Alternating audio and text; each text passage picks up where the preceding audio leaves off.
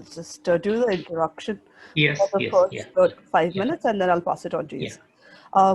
Good morning, everyone, and thank you again Yeah. for joining us on a Saturday morning. I am Pallavi, as most of you know by now, and my colleague Shreyas is the co-host.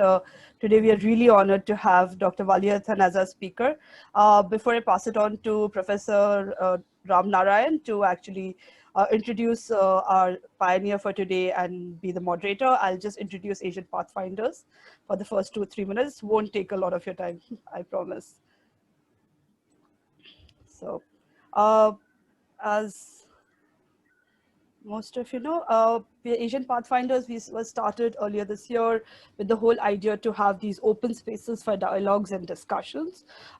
Since last week, we've started a pioneer series where we get pioneers from various fields of science and technology, strategic studies and other fields to come and speak with us. This week we have Dr. Valiathan, as I said earlier, so just about Asian Pathfinders, we want to be a knowledge sharing forum. We have had amazing speakers in the past, over the last couple of months, and the whole idea to have these discussions or fireside chats, as we call it, is keeping it informal but still promoting multidisciplinary dialogue and discussions. And it's a way for bringing scholars, practitioners, and especially young professionals to have learnings from people who are like Dr. Valiathan, Dr. Ram Narayan, who have worked in this field for years. And like we had Dr. Kakodkar last week, we have the ISRO chairman next week, and obviously other speakers who are lined up. So, like I said, the Pioneer series, next week we have A.S. Kiran Kumar, who is the former chairman of ISRO. After that, we have Dr. Shrikant Paranspe from University of Pune, and then we have N. Satyamurthy, who is a veteran journalist. So these are the topics, 3 of them will be covering. A.S. Kiran Kumar will be looking at the space development and its socio-political implications. And my colleague Shreyas will be soon putting in the link in the chat if anyone wants to register for that event. So just the community guidelines, I would say respect the views of others, but please express yourselves. We mute the participants only because to reduce the background noise, right? We record these videos, we put them on YouTube just to reduce the background noise, but please put in your chat comments, your questions in the chat section, and we will be taking it on after Dr. Valiathan makes his remarks. Respect intellectual property, it's very important, and because these are all about ideas. So always, if you want to use any content, seek the permission of the speakers. And lastly, obviously we all are adults, we don't do that, but just as a disclaimer, do not post any defamatory, abusive, profane, threatening comments here, because it just forces us to remove that person. We've not had that so far, and we're really happy about that. So let's continue with it. How to contact us? You can find us on social media, Pallavi, Shreyas, or Asian Pathfinders. So just look up Asian Pathfinders in any of the social media handles, and you should be able to see us. So today's series, right? Dr. Valiathan will be introduced by Dr. Ram Narayan, but just to tell you about our moderator itself, he is a pathologist by training, as he says, an educator by conviction, and teacher by instinct. He has served as the 5th Vice Chancellor of Manipal Academy of Higher Education. He is currently the chairperson, Chancellor of Manipal University, Jaipur. He is professor of pathology at Malacca Manipal Medical College. He has been the national coordinator pathology for National Program on Technology Enhanced Learning, a Government of India initiative. And obviously, Sir's work has been amazing, and I'm really honored that he also agreed to be the moderator for this session, because he also does know Dr. Valiathan personally. So thank you so much, sir, and it's over to you. Good morning, everyone. I'm particularly delighted to participate in this event for the reasons I'm going to tell you.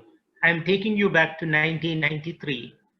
There was an event in Indian Institute of Science, Bangalore, and a very senior scientist met me. And when I told him I was from Manipal, he said, 2 wonderful things have happened to Manipal. One is it has got the deemed to be university status. And the second, even more wonderful, is that the first Vice Chancellor is going to be Professor M.V.S Valiathan. It was something which was keeping me so happy, and even today I recall those words. I was fortunate to be a faculty when he was the first Vice Chancellor, and subsequently when he was given the Padma Vibhushan, we had a very grand felicitation function in Manipal, and the person who introduced him was me. It was a privilege and an honor to have introduced him during the convocation of Manipal University that year. A couple of years later, All India Radio started archiving the accomplishments of Padma Vibhushan awardees. It was a one-day program where you had to interview a Padma Vibhushan awardee, and this privilege, honor, and good fortune came to me again. What I'm trying to say is there seems to be some special link between me and Professor Valiathan. When there is an event, when there is a need to introduce him, that opportunity has come, and I have never lost that opportunity. I have always looked forward to that. So that is why I say it's very, very special to me today, as has always been before as well. You have seen the profile of Professor Valiathan, but I must mention certain aspects about his life. He graduated in medicine from Kerala University and received his training in surgery in the UK with subsequent specialization in cardiac surgery. He became a fellow of the Royal College of Surgeons of England in 1960 and a Master of Surgery from the University of Liverpool 2 years later. He received the fellowship of the Canadian Royal College in Cardiac Surgery in 1970. He is a past president of the Indian National Science Academy, Association of Indian Universities, and currently a national research professor. Professor Valiathan's professional and scientific interests were cardiac surgery in children, studies on the causation of a tropical heart muscle disease, and the development of technology for cardiovascular devices such as the Chitra TTK heart valve. Dr. Valiathan changed his field of interest to the traditional medicine of India in 2000 and published redactions in English and of the 3 authoritative texts of Ayurveda. He has organized a task force in Ayurvedic biology with the support of the Department of Science and Technology, Government of India, which funds research projects in modern biology based on Ayurvedic cues. He is the recipient of the Fellowship of the National Academies of Medicine, Science, Engineering in India, many honorary doctorates, awards and prizes in India, and several international honors, including the Hunterian Professorship of the Royal College of Surgeons of England and Dr. Samuel P. Asper Award for International Medical Education, Johns Hopkins University in US. He received the Padma Vibhushan from the Government of India in 2005. Professor Valiathan served on the faculties of the Georgetown University Hospital, Washington, Postgraduate Medical Institute, Chandigarh, and IIT Chennai before moving to Trivandrum, at that time Trivandrum, as the architect of the Sree Chitra Tirunal Institute,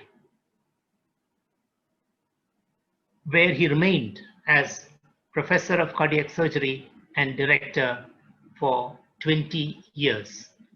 As an institution builder, as a lodestar, he is incomparable. It is in that context that we are here to welcome Professor Marthandavarma Shankaran Valiathan. Over to you, sir. Thank you. Professor Ramnarayan for a very generous introduction.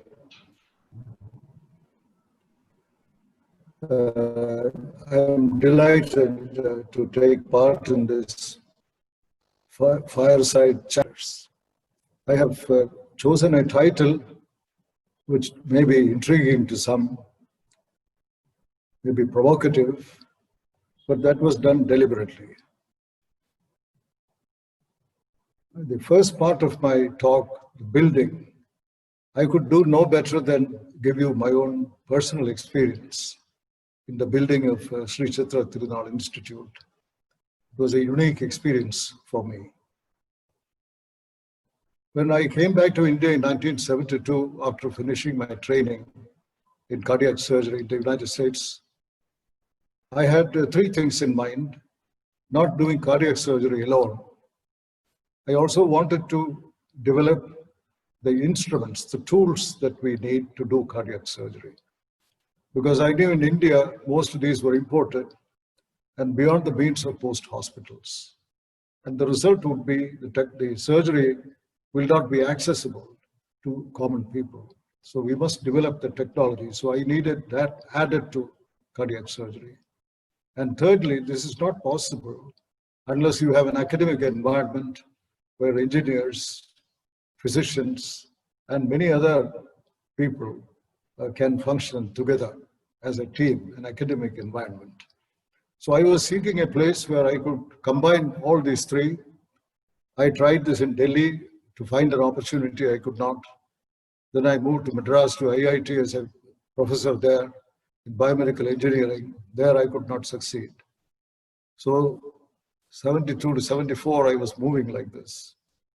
And 74, suddenly in my own hometown, Trivandrum, quite unexpectedly, the government gave me an empty building, no equipment, no instruments, no staff. And the requirement was to develop a center for medical specialties, which were not available in Kerala, like open heart surgery. And their budget, they gave me 30 lakhs a year. This was how I moved to Trivandrum. It was an unlikely move, but that 74 onwards, it was a great turning point for me, a great learning experience. But 74 to 76, a great deal of hard work, bringing people, getting equipment and so on. 76, we started the hospital doing open heart surgery, neurosurgery and so on. The hospital was opened by P.N. Huxer. That was 76 too. There was tremendous outpouring of goodwill because here was a hospital which was offering specialties like neurosurgery, cardiac surgery, which were not available. And here suddenly it was available free for the poor patients. And most patients were poor, incidentally. So the number of patients started rising very quickly because for my own field, cardiac surgery, we had a small budget. We had to import the heart valve, for example. We could only afford to get 40 valves in a year. And we had 200 patients in the first year, waiting list. So that was the kind of popularity. So this, in 1976, hospital opened, tremendous goodwill, lots and lots of patients. There was no difficulty in recruiting faculty, they started coming. And 1980, something very interesting happened. That was the government of India, by an act of parliament, made Sree Chitra an institute of national importance. That was really going back to in the 1972 when I came, this whole idea of having a combination of medicine, technology, that idea, nobody was willing to listen to this. Doctors thought it was a joke. Engineers listened politely, but they didn't think it was going to work. The only person who gave me patient hearing and showed interest was an extraordinary person. That was Morarji Desai. That was in Delhi. Nothing happened in Delhi. But here when I came to Trivandrum, suddenly that bore fruit. So in 1980, when it became an institute of national importance, the credit for that should really go to Sri Morarji Desai. The far side, he showed that this isolated, working in silos, engineers doing something, physicians doing something, That was not productive. If we wanted medical technology in India, affordable, that required a combined culture, and this was Morarji Desai's doing. So 1980, that came, and we had a new campus added, and we also started seriously working on medical devices development. That was in 1980. 1988, and development is not easy because many facilities are not available in Trivandrum. We have to approach other institutions. All this took time. 1988, 8 years later, we had a blood bag, which was one of the things, two technologies we concentrated on. One was a disposable device, that is a blood bag. Another was an implant, a heart valve. These were the two major projects we took up. And the blood bag, which was developed and commercially transferred in 1988, today there are 40 million bags being manufactured in Trivandrum by two companies. One is in the public sector, the other in the private sector. It meets most of the domestic demand, and it is also exported to 80 countries today. And 2 years later, in 1990, we had the TTK Chitra heart valve. It is a mechanical valve. That was released, done in the patient in December 1990. Up to now, 1.5 lakhs of these valves have been implanted very successfully. It is also exported. And one of my joyous experiences is every 6th of December of every year, the first patient I put the valve, Muralidharan, he telephones me to greet me. So that is one of my joyous experiences. That was 1990. Then very shortly after that, we also had another wing added to Sri Chitra, the Achidamenan Center, which is really doing social audit of what we are doing. Because when physicians or technologists, we do various things, how do these things impact on the society? How much does it benefit the society? Is it accessible to the society? These kind of questions, we are not really, because we are too deeply immersed in our own work to think about this. But it's very necessary that someone takes an objective view of this. And that sociologist is the right person, medical sociology. So Achidamenan Center was started. The chief minister who invited me, one of the great chief ministers of Kerala, he was the one who invited me to Trivandrum. I'm deeply interested in this subject. So there is a center. So we have a triple helix. Medicine is there. We have technology there. We have also sociology. So it is a triple helix. That's what the institute is. But by this time, I started thinking, asking. I had been there for a number of years. What is the future of this institute? It is a novel concept. We didn't have any precedent here or anywhere for that matter. What would happen? That question came. Now, this is what brings us to this question of sustenance, decay, and so on. And I wanted to know whether in India, how many institutions, scientific institutions are there more than 100 years old? When I started looking into this, I was surprised to find there were very few. I had to go back to the time of the British rule. They established institutions. And we all know that the medical colleges in India, modern hospitals, nursing, midwifery, all these were started by the British in the second half of the 19th century. 1835 or so, they started the medical college in Calcutta, in Bombay, in Madras. All these, everybody knows that the entire modern medicine that we have today, that was a creation of the British. But very little is known about what they did for science applied to medicine. They established something like 12, as far as my count goes, 12 institutions, all for science only, medical science. And some of them will be known. These 12, for example, Hofkin Institute, Bombay, Institute of Tropical Medicine in Calcutta, King Institute in Guindy, Central Research Institute in Himachal Pradesh. I'll remember the place name, I forget now. Kasauli, that was in Central Research Institute. Posture Institute, Kuno.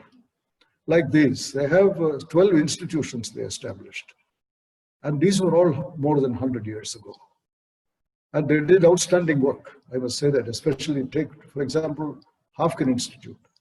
Hofkin was a legendary person. He was working in Pasteur Institute, a Russian Jew, developing cholera vaccine, but there was no treatment for cholera. And this man developed a cholera vaccine. He showed that it was effective and safe in rabbits. He injected it himself to show that it was harmless. All this he had done. And he desperately wanted to come to India to try this vaccine in India because we had so much of cholera death at that time, epidemics. It was not unusual to have 10,000 deaths in 1 month in Calcutta. These are all records available. He wanted to come to Calcutta. There was tremendous opposition from the IMS officers. They didn't want him to come. But finally, the desperation was such the British government invited him. He came and introduced cholera vaccine in Calcutta successfully. Then the plague broke out in Maharashtra, large number of people dying. And Hofkin insisted, he kept on saying, please send me to Bombay. I'll develop a vaccine for it. With great reluctance, the British government sent him, and he developed a called the plague vaccine. Himself led a team of 2 people with himself going around vaccinating people successfully. This was Hofkin. Now, initially, the plague research laboratory he was heading. After he went away, later on, the government in 1920s, they named it after Hofkin. It's such a legendary story. When you read, you feel thrilled even today. But today, the condition of that institute, more than 100 years later, nobody knows who Hofkin was. That institute is not doing any of these things today. Part of it has been commercialized, making things which was part of their job, and there is some research being done. It is a place of faded elegance. It is no longer what it was. That is one example. Another example is the School of Tropical Medicine in Calcutta. That was started by a man called Leonard Rogers, an IMS officer, and he had done outstanding work in treating cholera, not vaccine. In those days, cholera mortality was 70% in Calcutta. There was no treatment. And saline, they used to inject small quantities, which did make no difference. And it was Rogers who introduced hypertonic saline. Today, it looks, nobody even knows about it. But he brought down the mortality with this from 70 to 20. And he insisted on setting up an institute for tropical diseases against great opposition, but he finally succeeded. And his model was Rockefeller Institute. That's what he wanted to do. And finally, he succeeded. And they got Sir Ramnath Chopra appointed there. He was the one who started medicinal plant research. Many urea stibimine for treating Kala-Azar, that was done by Brahmachari, another faculty member. So that's such an institute, having done such outstanding work. Today, hardly anybody knows about the School of Tropical Medicine, Calcutta. It's largely ignored, forgotten. I won't go into all the 12, but these are 2 outstanding examples of what happened. So that we are not able to sustain the excellence. It was excellent for maybe a decade or 2 decades. Then it begins to decline. Now, this is the story. All these 12 are exactly like this. So when I talk about the sustenance, it's a very serious issue. I had a colleague, a friend, a scholar, Mr. Ramachandran, who was Chief Secretary of Kerala. And he once talked to me. We were discussing this issue, and in 1990s, he told me he was in the Prime Minister's office as a Joint Secretary for many years. He had observed the science and technology scene in India. He told me, Dr. Valiathan, there is a 4-phase growth in Indian scientific institutions. The first phase is 15 to 20 years. And there is a practical visionary as the leader. Growth is very brisk. Public goodwill is there. Government support is very strong, and everything goes straight. Wonderful, for 15 to 20 years. Then a phase comes. By this time, that practical visionary is gone. Somebody else comes. And the fact they have their own personal interests, group interests. And there is a kind of public fatigue. For 15, 20 years, they have been hearing about it. There is some fatigue on their part. And then the growth, sometimes complaints go to the government from some members of the faculty. Inquiries are there. So there is a plateau. The old growth is gone. And the third phase, there are commissions of inquiry. Many people have retired, gone. Adverse reports in the newspaper, questions in the assembly. government control, government interventions become very frequent, and there is a decline begins. And the original objective of the institute, that is largely forgotten. And the quaternary phase, the fourth phase, that there is a complete ossification. There is hardly any scientific research being done there. Everybody is their self-interest, and rules and regulations govern.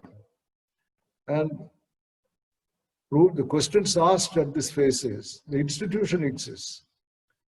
Are they complying with the rules and regulations? That is the main question. And the money, is it utilized according to rules? There is nothing called a performance audit. If they were supposed to develop vaccines, have they developed vaccine? The performance audit is not there. This is the phase of ossification. So Ramachandran said, this is the fate of Indian scientific institutions. I have always remembered that there is some truth in this. And the remedy for this, what is the remedy for this? The decay, the human body, in Sanskrit, Sharira is a human body. Sharira is what? Shirite. Shirite means decay. What is decaying? That is Sharira. So that is inherent in our body itself. So you may say that what human body makes also is subject to this decay. Human-made institutions. But this is not correct. If you look at Western countries, take for example Pasteur Institute in Paris, built during Pasteur's time. In fact, he's buried in that institute. That's a shrine there today. It is one of the leading institutes in the world. There are Nobel laureates working there. So tradition and modernity is so well combined in Pasteur Institute. Or take Rockefeller Institute in New York, which Colonel Rogers wanted as a model for our Tropical Medicine Institute in Calcutta. It is still one of the leading institutes in the world. Or look at Cavendish Laboratory in Cambridge. These are all institutions more than 100 years old. They continue to be young in spirit, in productivity. We are unable to reproduce that in this country. But this is the most important question we should face. So I can say there is no magic wand, you can change all this, but the tendency to decay is inherent in institutions also. But we have to be vigilant so that the signs of decay to detect, as Ramachandran pointed out, many of them, there must be corrective action. It's like a constitution. We make a constitution, amendments are being made, but constitution still remains. It may even be not recognizable after some time. This is after 200 years. But that recognizing the errors or signs of decay and taking corrective action. That is the way, the constant renewal, if you like, that is the way these large, great institutions abroad, they maintain their youth and their productivity. So that I think we should adopt that policy. Whoever is leading these institutions, they should always keep this in mind, a constant vigilance for any signs of decay and take corrective action. That, in fact, the constant observation, constant activity. That is the only way this can be counteracted. And I'm reminded, one of our great Upanishads says, that is the advice it gives, Charaiveti, Charaiveti, keep moving, that's what it says. So here also, we should be constantly, those in charge of institutions, they should be looking for these, the earliest sign of any decadence. They should take corrective action. Maybe in the objectives of the institute, objectives may have to be changed, practices may have to be changed, laws may have to be changed, but they must be always active. I'll stop there. Thank you.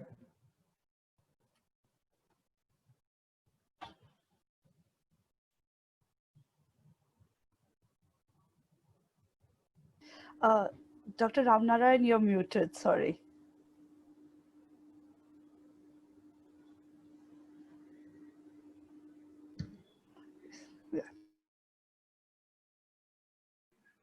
Thank you, sir, for that overview. We will now have questions. This is the most exciting part of the entire session, I believe, because having listened to him, if there is something that has provoked you, if there is something that has tickled you, we would like to hear from you. And I'll start off with a question that has already come from Narayan Gaonkar. How to promote medical ethics over commercialization of medical education? Over to you, Professor Valiathan. How to promote medical ethics over commercialization of medical Really not education? connected to my talk. I must first of all say that. But medical ethics, as you know very well, that medical education in India, in Charaka's time, or Hippocrates' Greek medicine, both these great systems of medicine, medical ethics has a primary place there. How to promote, I think it is not just taking an oath. That is not going to do it. Charaka Samhita, for example, the Indian system, this about ethics. Hippocratic oath is when we finish our MBBS, during the convocation, we take this oath in front of all the colleagues, faculty, and so on. But in Charaka Samhita, our system was different. That is when the students are selected for medical course. There is a ceremony there. In that ceremony, there's a fire is lit. It's a big assembly. All the students come, all the acharyas come, and then the main acharya will be reading this oath. And that is a very comprehensive, not like Hippocratic. It goes into personal conduct, goes into social conduct, academic conduct, spiritual conduct, everything. It is actually 3 pages, comprehensive. So that a complete transformation. And the rules are very strict. You have extremely disciplined life. You have to have tonsure, the food that you eat. It's very hard work. You get up at 3 o'clock in the morning. You have to learn the lessons you have learned the previous day. You have to accompany the acharya for collecting practical experience, collecting medicinal plants, preparing medications, accompanying him during domiciliary visits. All these you have to do exactly what he says. There is no room for any disagreement. But all these are prescribed. That kind of a life for almost 6 years. It is very difficult. His whole lifestyle is fixed. Very little chance of his lapses from that. We don't have all that today. So unless during that training, these are not imprinted in the student, and the teachers are not role models, that is also very important. If teachers are not doing any of these, you can't expect the student to follow any of this. So these are the two. Without medical ethics, I don't believe that commercial practice, which is talked about. I know it happens in India, perhaps much worse than Western countries. We accuse them of being materialistic, but we are perhaps worse in that respect. I have no magic remedy for this. All that we can do is at the student level during those crucial 10+2, if they are given an oath, or at least the sentiments are impressed on him, and the teachers practice this. That is the best way to instill medical ethics in students.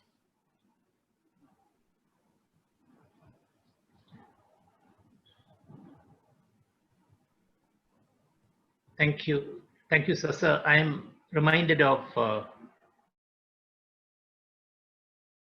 what happened in our university when the medical students were taking the oath. It was the Hippocratic oath, and we had an unusual situation where in Manipal University at that time, we had a range of courses, disciplines, and the oath was not quite appropriate for all the disciplines.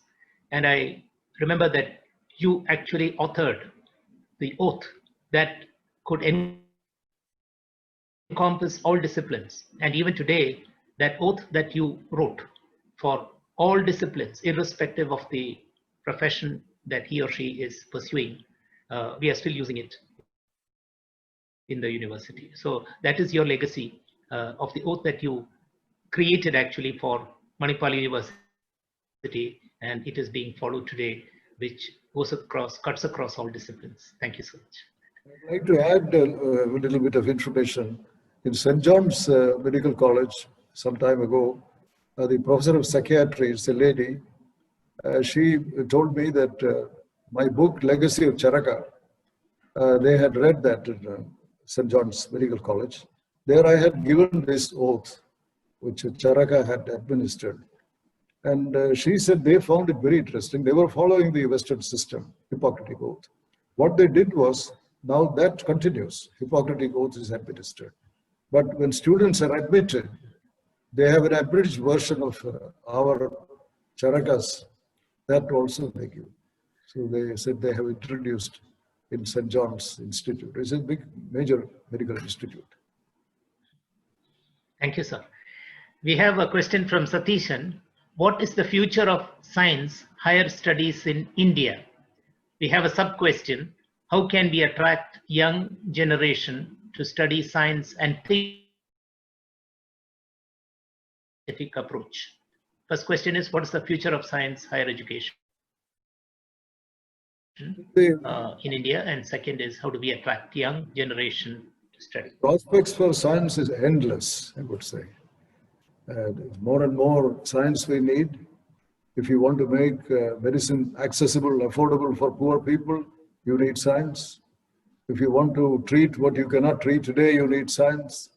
There is nothing that science cannot do in advancing the reach of medicine, accessibility of medicine. That's the direction in which we are all trying to go. The whole world is trying to go in that. For example, take Alzheimer's disease. As India's life expectancy is going up, we are going to have a lot of degenerative diseases. There are 4.5 million people with Alzheimer's. And Alzheimer's disease is not a disease of an individual. It is a disease of the family. Everybody suffers. Even the caregivers are suffering. So if you want to have a remedy for this, it can only come out of science. There is no other way. So I'm extremely optimistic. We may not be doing enough. We may not be doing it well enough. All those problems are there. But that only means we should work harder. Charai Veti, as the Upanishad says, keep moving. That's what I would say. Thank you, sir.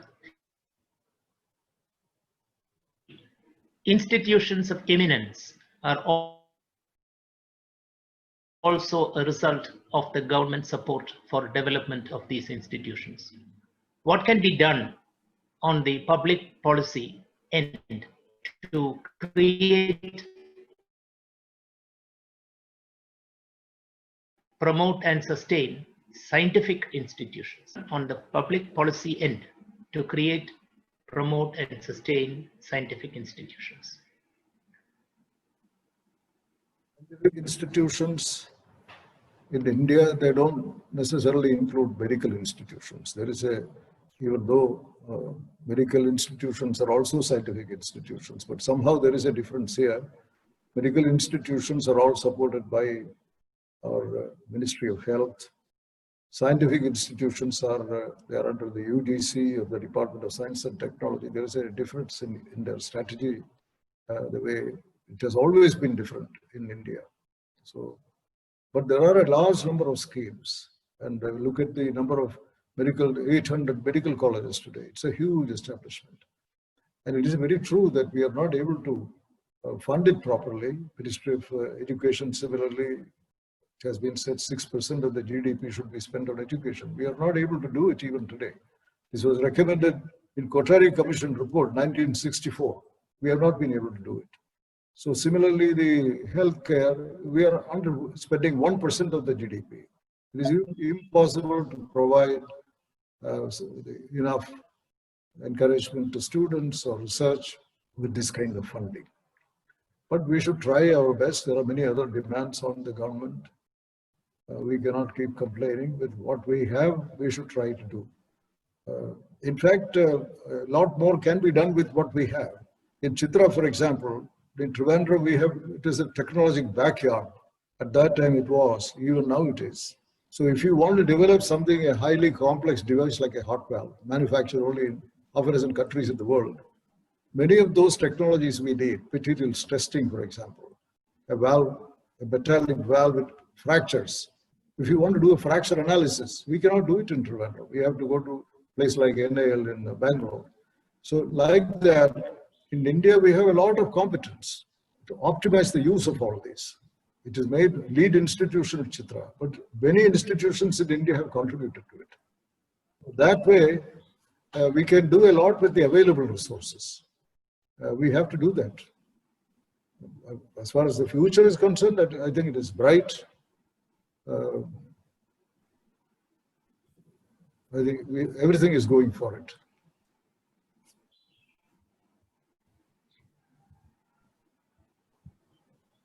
Shreyas and Pallavi, I cannot see the questions now. Can you tell me if there are any more questions? Sir, I have sent it to you more. Yeah, but I'm not able to see that. Okay, let me just check. Okay, sure. Let me just check.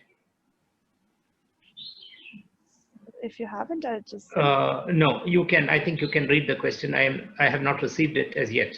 Okay, sir. Please go ahead. While I send the other questions to sir, I'll just read it out. Yeah. There's a question from Anita Patil. What are the special qualities of a leader or a head of an institution should have to notice the early signs of decay, to stop it, and to promote growth?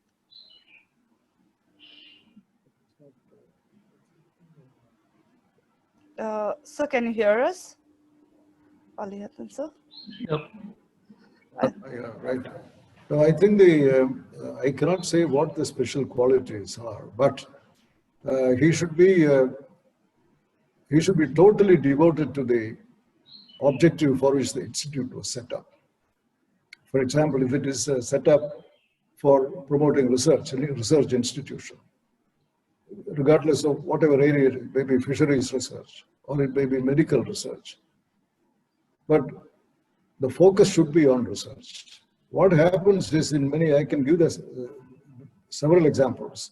It will start admitting students there. Gradually, more and more students come. So research scientists have to spend more and more time teaching, taking classes, which is a noble thing. Nobody questions that. And the university also gains fees from the students. Now, what happens is, what was supposed to be a research institution addressing certain issues, maybe coming out with certain remedies, that was the original purpose. But after 10 years or 15 years, you go there. I have reviewed some institutions, that's how I know this. You go there, there is some research going on, but they have not found any remedies for anything, no great discoveries. They have published a number of papers, but it is a college actually. They are conducting examinations, very busy, everybody is working hard. But we have what was meant to be a research institution, research addressing questions, solving problems.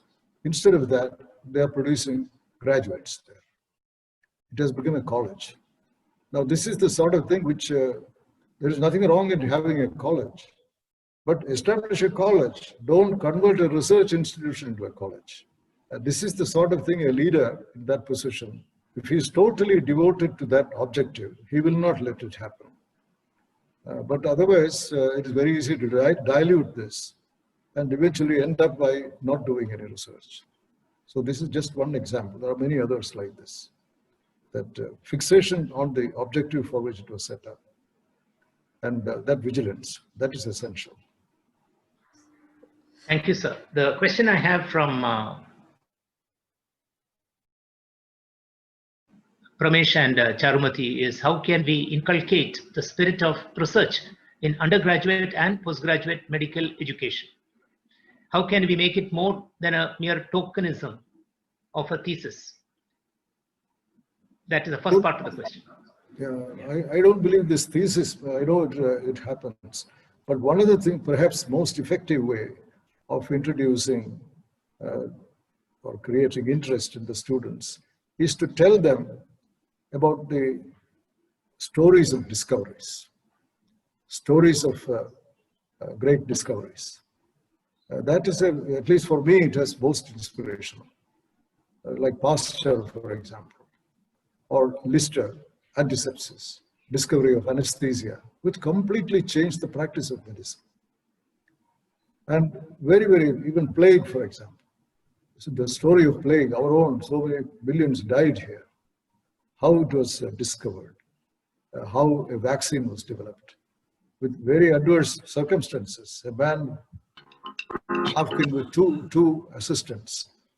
And now this kind of stories of discovery is inspirational. And the lives of these great scientists, I think this is not at all given any importance in the medical education, which is a great mistake. This is what impresses these young students. There is a lot of good science in that. And they will want to do similar things. And at least it had a great influence on me. I had a great professor of pathology, Dr. Thangavelu, in Trivandrum. His way of teaching was very different. I remember in the third year, when we started learning pathology, one day he came to the class and asked, what is the reaction of pus? Because inflammation, if it advances, it ends up in pus, suppuration. This is part of pathology, our basic learning. He asked, what is the reaction? So somebody said acid, another man said alkali, somebody said neutral. They were all guessing because we didn't know the answer. He listened very patiently. Then he said, I know what you will do this evening. You will go to the library, you will look at all the journals and books and try to find an answer. But I can tell you that is the better way to find the answer. That is, tomorrow when you go to the ward, you take litmus paper with you. It is easily available. And there were lots of patients with suppuration in our wards. So you go and check. If you put the blue litmus, it turns red, you know it is an acid reaction. If it is red, turns blue, then it is alkali. Some may be neutral. You will find, then you look at the report. There is always a report there, what organism has grown. First report is there on the chart itself. You look at that. Is there any correlation between that organism and the reaction? If you do that, you will get lots of answers, not all the answers you want, but this is the way to learn. You see, this is a very great teacher who would say this. I was fortunate to have such teachers, and the question of observation and experimentation, these are the two essential things in science, medical science, certainly. Observation, you may use a microscope, electron microscope, that is also observation. And verification, experiment. If you see something, can I reproduce this? Before you say, this is the cause of this, I should be able to do an experiment and see whether it will produce that disease.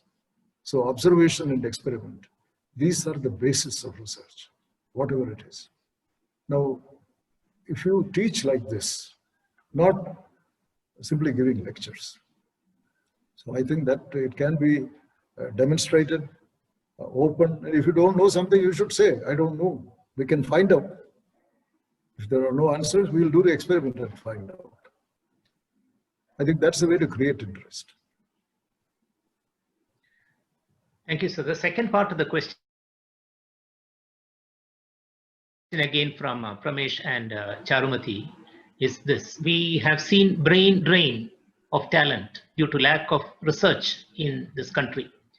Given the revived importance of medical sciences in recent times, like our current pandemic, do you think the trend of brain drain will reverse or intensify? I cannot predict, but I think in the near future it is not going to happen, because the research facilities are not growing that rapidly in India. Medical education, 800 medical colleges, we want to produce 70,000 doctors, that kind of growth will be there.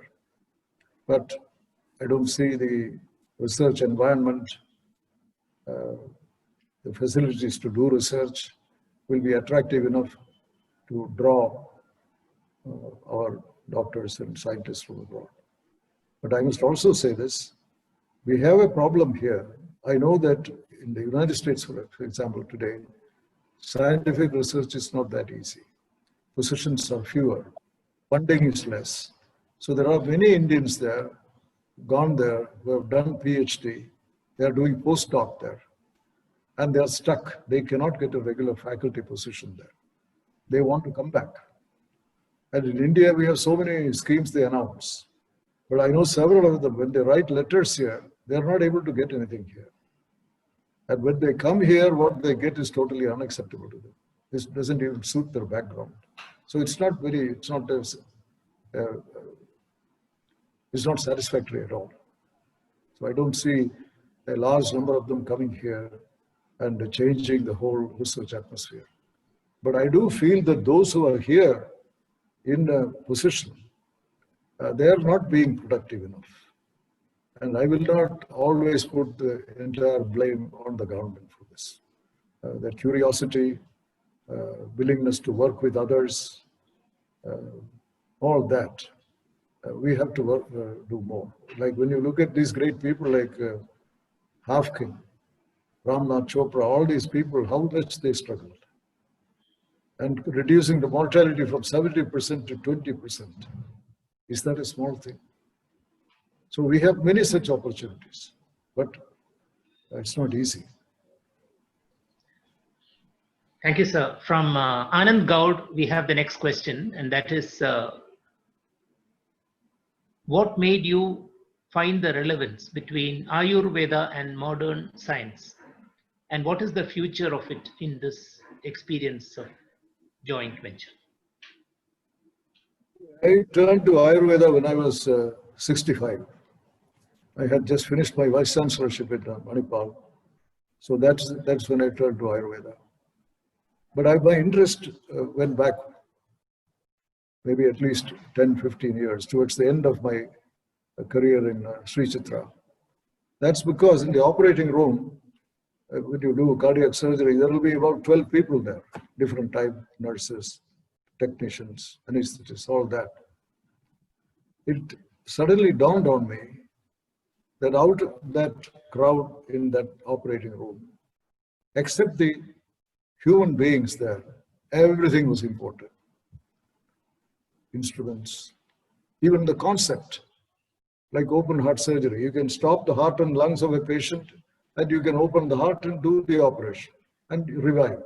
Now that whole concept, that's not Indian, it's from outside.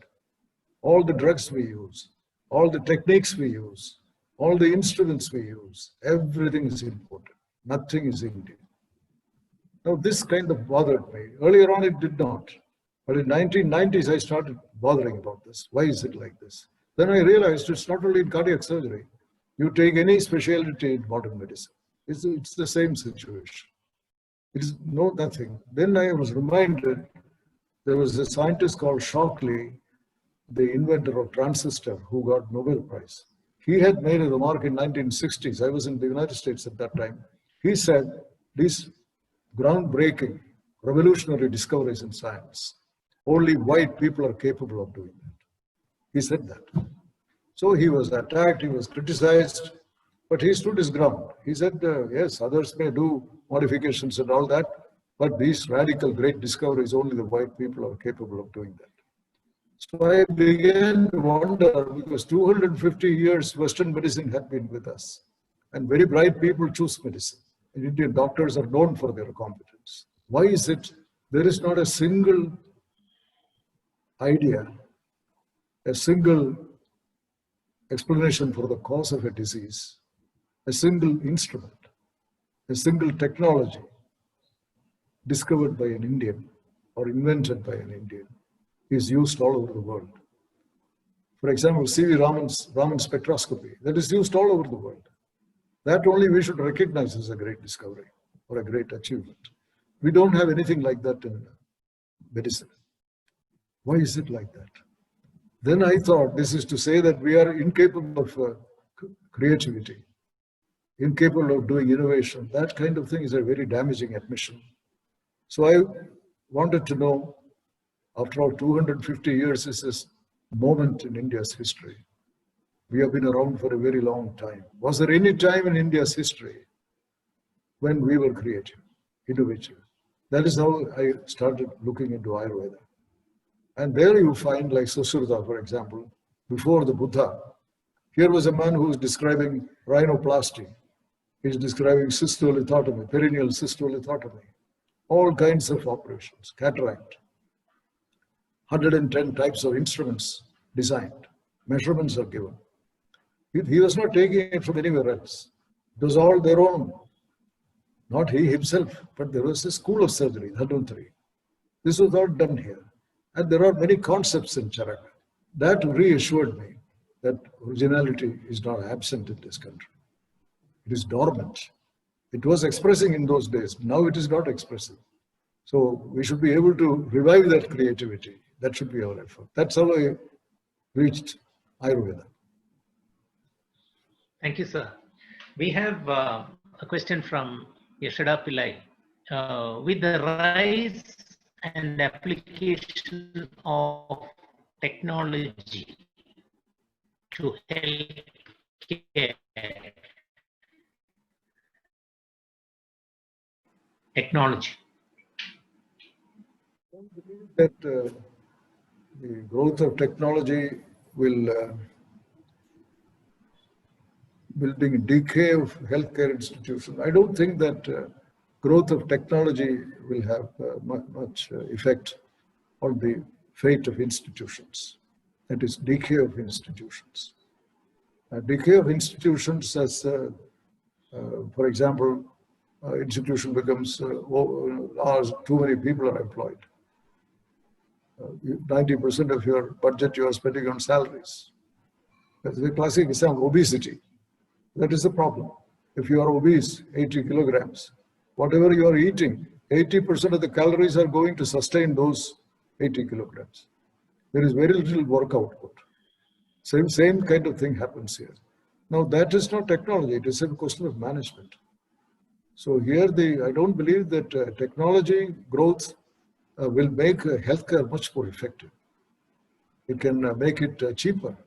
It can make it safer. All that it can do. Affordability, for example. Our heart valve, for example, it is 1/3 the cost of an imported valve. So that's what technology is doing. So it can make it cheaper, it can make it safer, more accessible. All these will be there. That is the contribution you can make. Thank you again. And now we have a question from Divita. Do Indian institutions decay because of sociological norms like hierarchy, deference, and lack of questioning authority? Frankly, I don't think that is responsible for the decay of institutions. Decay of institutions happens largely because of a leadership failure. Because institution is established for certain objectives. A leader who comes, he should understand those objectives. He may find that after 50 years, those objectives, there is a need for change, but he's the one who should do it so that you don't become obsolete. Like a research institution has become a college over 50 years. That was not the purpose. It was a leadership failure. It has nothing to do with sociology. So I think that is the point. I don't believe that sociology, of course, can do a lot of harm. In fact, Ayurveda, you mentioned, Ayurveda, for example, in Sushruta's time, before Buddha, surgeons were highly respected. They were called acharyas. But in a few hundred years, by 200 AD, current era, surgery was out of Ayurveda. It had no role in Ayurveda. No Ayurvedic physician would do an operation or conduct a delivery or reduce a fracture. They won't do it because that is sociology doing it. Because all these people who were doing these, they were called lower caste. They could not go to a college or school or anything. This was done by sociology. We don't know how the suicidal step was taken, but we did. That is sociology. But institutional failure, that is a leadership failure, primarily, if you ask me. Thank you, sir. There's a question from Tanishk. With the new educational policy 2020, there is a NEP, international universities could enter the Indian education sector. Will that have, what effect will it have on scientific institutions in India? Can it lead to revival or decay? Welcome step. I don't believe that we have always, to quote Charaka, Krishno hi logo buddhimatam acharya. For a wise person, the whole world is a teacher. That is our philosophy. So we welcome, but we have to make sure that it doesn't damage our system. They take away all the good teachers. Suppose they establish a campus here, all the good teachers are taken away. That kind of thing, that we have to guard against that. Otherwise, it is good to have something to compare with. How is it they are able to prevent decay? Whereas we are always subject to it. What is it they are doing different? So we can watch instead of going to America or England or something difficult. Here, at least right before us, we can see how they are doing things differently and doing it better. That we can emulate. We have a question from Shreyas. While comparing the research in the field of nuclear, space, and medicine, we see different characters and level of progress. Is it due to the character of these institutions developed by the individuals who founded these institutes, or are there any other institutions? So basically, the question is, we are comparing the research in the field of nuclear, space, and medicine, we see different characters and level of progress. Is it due to the character of these institutions, or are there any other?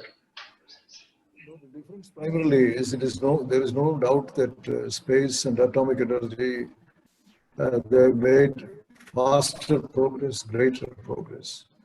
That is because they are mission oriented. That's the main reason. In medicine, health is not, health is everything. Public health, children's health, women, everything comes in that. Even public health measures like sanitation, clean water, everything comes in that, nutrition. Whereas here, mission-oriented means that is one particular thing. There is nobody else concerned with that. All the authority is concentrated there. Whereas in health, it's not like that. An objective is so diffuse. So it is impossible, and they don't have that kind of authority also, because these atomic energy, space, they are all under the Prime Minister. So it doesn't go to all the other ministries and all that. Whereas health has rural development. There are so many other ministries involved in that. So that kind of one point that administratively it is not comparable. So the rate of progress certainly cannot compare with mission-oriented ministries like atomic energy and space. Sir, I have a question now. Being a diagnostician yourself, you are given an institution and all details of the institution are provided to you. When will you diagnose that institution as decaying, or can you predict, can you give a prognosis that this will decay? In other words, what are the symptoms and signs of decay of institutions? And how much, at what point is it reversible? Being a pathologist, I'm interested in knowing, is it reversible or not reversible? So first part of the question is, what are the symptoms and signs of decay in any institution that you look at? And second is, you only diagnosed when I thought you diagnosed only when the subject is dead.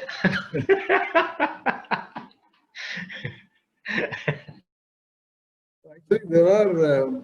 And at what point does it become irreversible? That's the concern, because point comes when you find that it is beyond repair.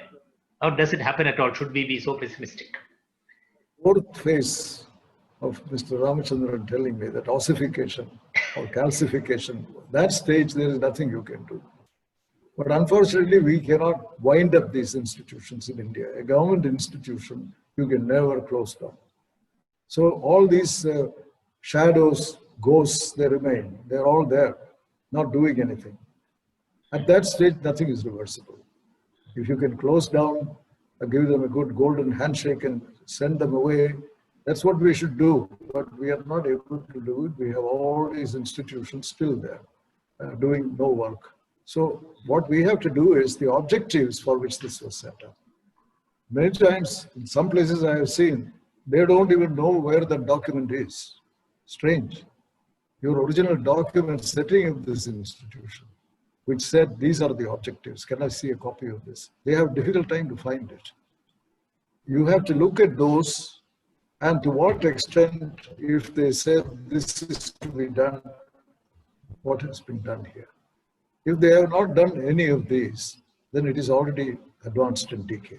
Then there are other indices, for example, overstaffing, large number, huge. Most of them, we don't know what they're doing there. I have seen in Kerala, for example, I was the chairman of a council there, which oversaw several institutions, 7 or 8 institutions under that council. When I go and see there, the director of that institute, I asked for a copy of this. They're all checking everywhere, looking for a document, which said what was the original purpose, the founders, what did they have in mind? You have to always look at that, to what extent you have succeeded in doing this. If there is a basic deviation from that, then you know it is going to decay. You don't have to ask any further question. Then all these other things like, budgeting is all, there is no proper administration. You can't get any documents. If you ask questions about your recruitment, you have so many thousands of people here. What are your methods of recruitment? When you ask all these questions, they are very uncomfortable. So there are a number of indications like this. You can easily make out. But you should not wait that long. Then it is too late. If you have recruited 3,000 people unnecessarily, there is nothing, you cannot send them away in India. I'm talking about government institutions. Yeah. But science institutions are largely government institutions. Private sector doesn't put any science institution. If at all they start, government has to take over, like Tata Institute of Fundamental Research. They give a start, but then the government has to take over. So SNT really is government.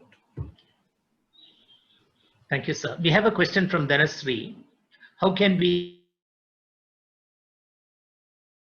various scientific fields in India and promote trailblazing research? How can we bridge the gap between basic, natural, technical, and social sciences to promote interdisciplinary research? Basically, how to enhance research.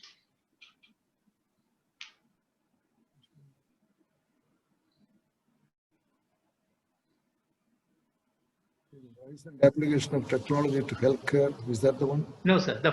This question is, how can we strengthen PhD research in various scientific fields? That's the first part of the question. How to enhance PhD research in various scientific fields?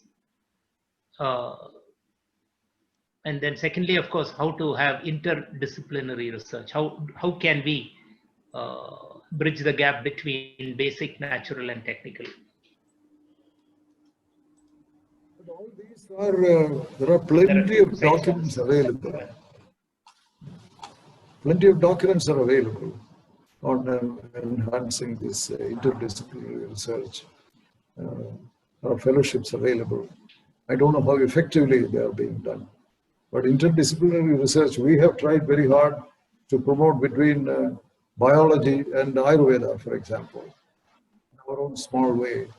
Because if you want basic research in biological sciences based on cues from Ayurveda, we would very much like to have an MD in Ayurveda do a PhD in the biological sciences.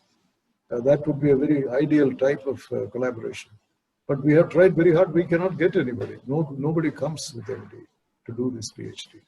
So interdisciplinary is it's not a great success in India. People talk about MD, PhD and so on. Even abroad, MD, PhD, I don't know how successful it is. Because I saw a review in the United States, they started this MD, PhD.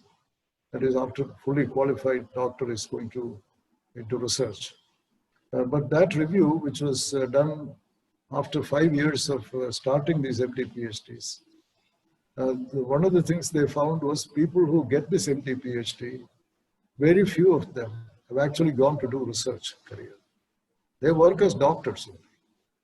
But there is one difference they noted. These doctors who have done PhD, they get grants of their own to do research. Whereas ordinary MDs who don't do that, hardly anybody does any write a research project to get funds and do research. Whereas these MD PhDs, a good percentage, I forget the percentage, they have done that. So there is some impact, but how over a period of time has it made any difference? I don't know. The question I have now is on leadership.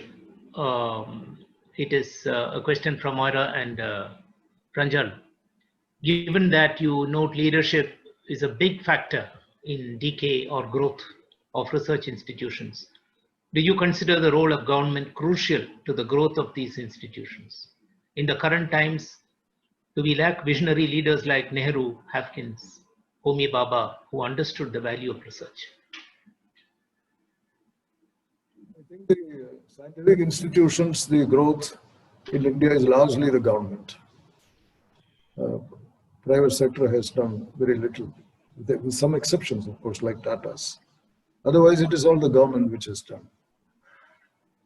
And Jawaharlal Nehru certainly was a pioneer in this, whether it is atomic energy, especially atomic energy, starting all the IITs. So he did a yeoman's service. He was a great believer in science. In fact, that famous quotation is everywhere: all the problems of India will be solved by science. That faith he had.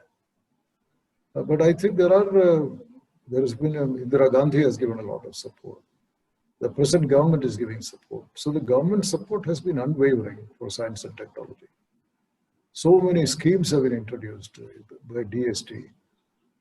I forget the number of schemes they have introduced about science promotion. Inspire scheme. There are so many, the amount of money that they are spending. So I cannot believe that we don't have a great figure like Jawaharlal Nehru, but there has been a lot of support in people like Satish Dhawan, so many others. But it is true that considering our large population, well, that's not enough. That is the problem. Is it true that we realize their value after they are gone? When they are alive, when they are living, when they are able to do something, we criticize. When they are gone, we look at their, I don't know, is it a trend in India or elsewhere too? I think the recognizing greatness, we are not very good at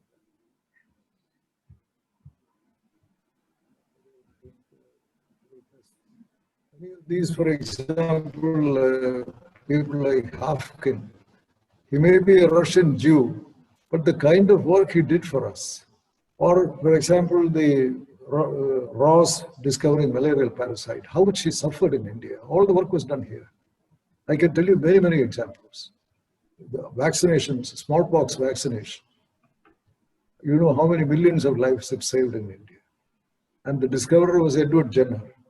After he discovered the vaccination was started in Britain, the very next year he was making effort to send lymph to India for vaccination. And it was not easy because the vaccine would dry up. The ship, it will take 2 months to come here. So several attempts failed.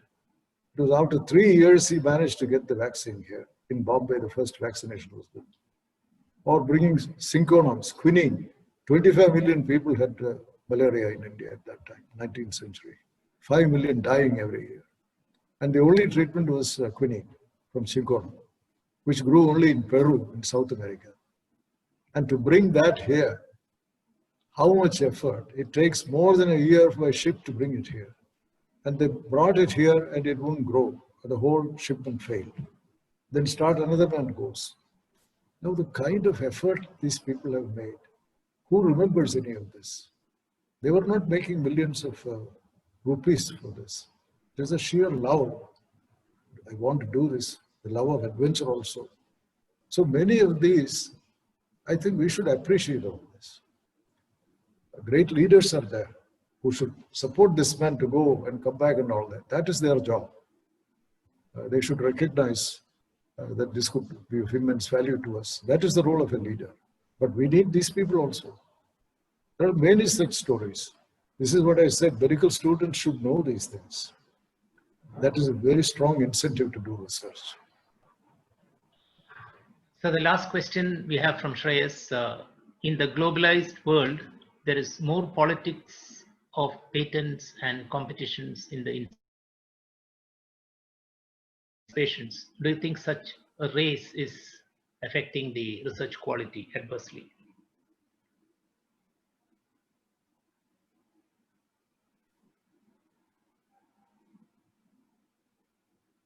I think the patents, it does affect quality. As you know, it has reached a stage. If you want to do any research in an area, you've got to search. Somebody may have already blocked it. They may not have discovered anything, but you will find a report that you cannot touch because of intellectual property. In fact, there is even a movement that these patents, we should do away with them. It was supposed to encourage research when it started, because if everybody takes copies this, then where is anything for me in that? So it was protect that, the innovators, that's how it was started. But today it has become a disincentive. If I want to do something, I've got to search, get a patent lawyer and see whether anybody, then they will say, no, you cannot do this because somebody else is doing this. So I'm dissuaded from doing that. It has reached a critical level. I don't know what the solution is, this patent, especially important for us, medicinal plants and patenting. That's a big issue because, as you know, medicinal plants cannot be patented. Medicinal plant formulations cannot be patented. But if a company with resources, which many of our labs may not have, and if they get these medicinal plants or a preparation, and they have their own very rapid way of analyzing all this, and let's say they find a molecule, and they can patent it.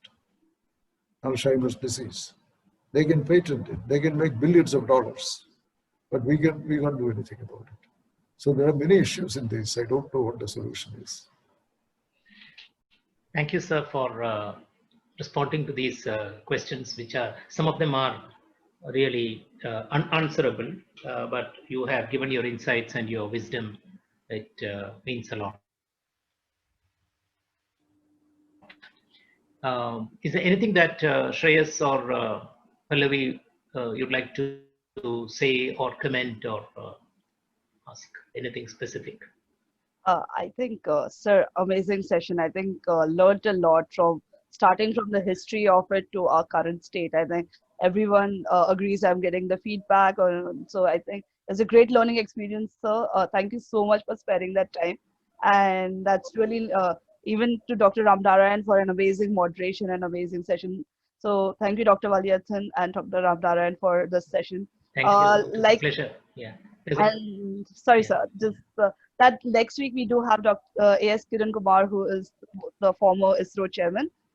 Sir will be speaking on the space development and its socio-political implications. So the link is there in the chat. If anyone wants to register, we'll obviously be sending the link in email.